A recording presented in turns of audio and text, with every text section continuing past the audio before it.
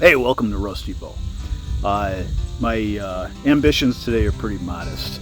I have 3 more parts to make for the Suffolk Latch because I gotta get that door done for the Queen. And I've got this billet that I have to do a fold this way and make that a billet that I can wrap around the end of this so I can extend Seth's billet.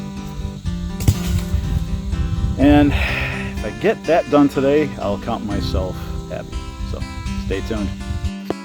So I think I'm going to cut this piece somewhere around there, and then I can take the rest of it and bend it through. And I'll turn this into the cross member that gets lifted up and down to open the door. And I think everything else I need to make, the bracket to hold it in place to keep it from going too far, and also the catch, I think I can just bang out of this. You know, they're not a big deal. So, pretty simple that.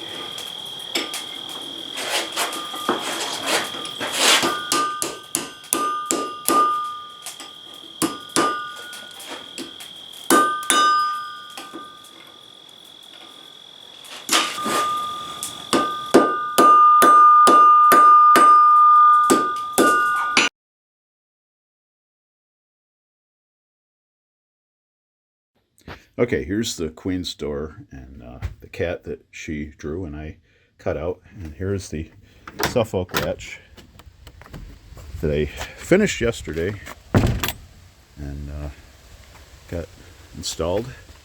And my second video, so if you go way back to my second video, I show more in depth how to make this and where the Suffolk, well, the distinction between the Suffolk Latch and the Norfolk Latch. And Robert Beeler's book I reference because that talks more extensively about that. So, but yeah, the back porch door now has a nice old Suffolk Latch on it.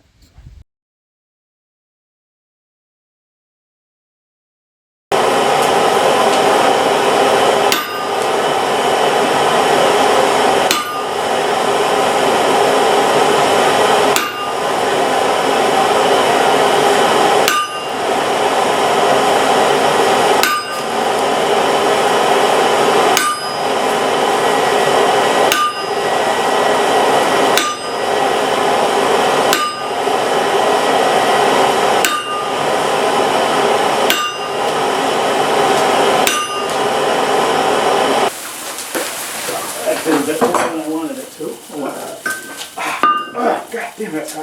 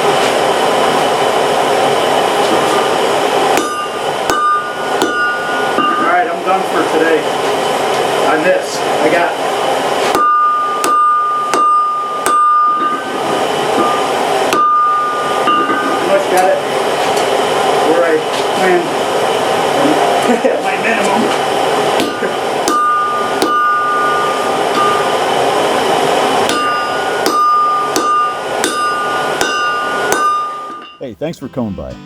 As you see, I got the Suffolk Latch finished and installed on the Queen's new cat door. She's happy, I'm happy. And I got Seth's billet almost set. I gotta just hinge it so I can wrap it around the end of the place where I did the same exact thing on this. And so I'm hoping then, after I do that, I will have enough mass to actually start drawing this out and shaping it. Finally get Seth's piece done. So, okay, I hope you all had a good weekend, and I will see you on the other side of this one. You stay well. Be good.